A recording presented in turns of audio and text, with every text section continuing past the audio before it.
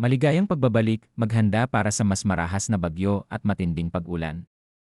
Mangyaring i-like ang video na ito at ibahagi sa iba upang makakuha sila ng tamang impormasyon at mag-subscribe sa aking channel upang makakuha ng susunod na mahalagang babala. Salamat! May isang mahalagang development sa lagay ng panahon ngayong araw na dapat nating bantayan.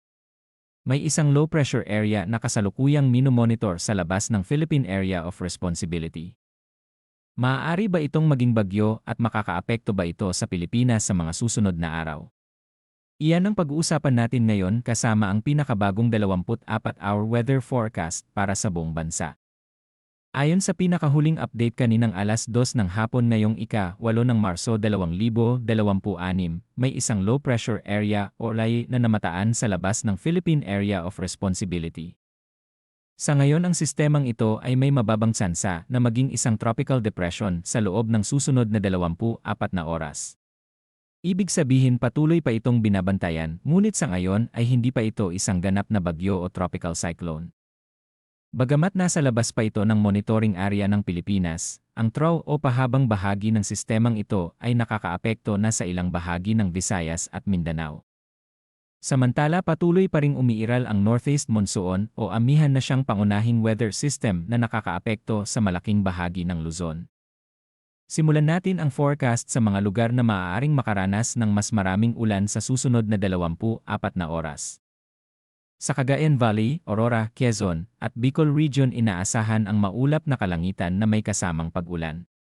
Ang mga pag-ulang ito ay dulot ng northeast monsoon. Sa ilang pagkakataon ng ulan ay maaaring maging katamtaman hanggang minsan ay malakas. Dahil dito may posibilidad ng flash floods o biglaang pagbaha lalo na sa mga mabababang lugar at malapit sa mga ilog. May posibilidad din ng landslides o pagguho ng lupa lalo na sa mga bulubunduking lugar. Ang mga residente sa mga rehiyong ito ay pinapayuhan na manatiling alerto lalo na kung patuloy o malakas ang pag-ulan sa kanilang lugar. Mabuting bantayan ang mga update mula sa lokal na pamahalaan at weather advisories. Sa Eastern Visayas, Central Visayas, Negros Island Region, Caraga, Northern Mindanao, at ilang bahagi ng Davao Region kabilang ang Davao Oriental, Davao de Oro, at Davao del Norte inaasahan naman ang maulap na kalangitan na may kalat-kalat na pag-ulan at thunderstorms. Ang mga pag-ulang ito ay dulot ng TRO ng low-pressure area na kasalukuyang nasa labas ng Philippine Area of Responsibility. Sa mga lugar na ito may posibilidad din ng moderate hanggang minsan ay heavy rains na maaaring magdulot ng flash floods o landslides, lalo na sa mga lugar na malapit sa kabundukan at mga ilog. Ang mga thunderstorms ay maaaring mangyari sa iba-ibang oras ng araw kaya mahalagang maging handa sa mga biglaang pagbabago ng panahon. Para naman sa Cordillera Administrative Region, Oriental Mindoro, Marinduque, at Romblon inaasahan ang maulap na kalangitan na may light rains o mahinang pag-ulan dulot pa rin ng amihan. Sa ngayon ay wala namang inaasahang malaking epekto sa mga lugar na ito, ngunit maaaring maging maulap at medyo malamig ang pakiramdam ng panahon lalo na sa gabi at madaling araw. Sa Metro Manila at sa natitirang bahagi ng Luzon inaasahan naman ang partly cloudy hanggang cloudy skies na may isolated light rains. Ang mga pag-ulang ito ay paminsan-minsan lamang at hindi inaasahang magdulot ng malaking epekto. Gayunpaman maaaring makaranas ng maulap na kalangitan at paminsan-minsang pag-ulan lalo na sa hapon o gabi.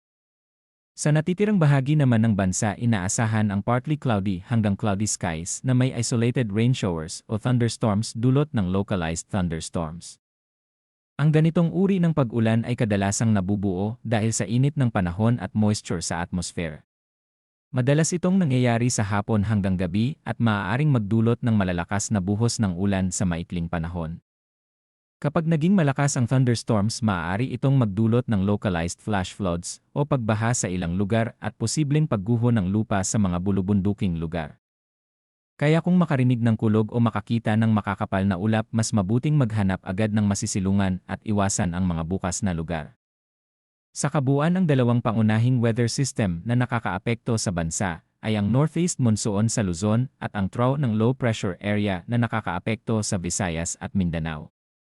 Bagamat ang LI ay nasa labas pa ng Philippine Area of Responsibility, ang epekto nito ay nararamdaman na sa ilang bahagi ng bansa sa pamamagitan ng mas maraming ulap at pag-ulan.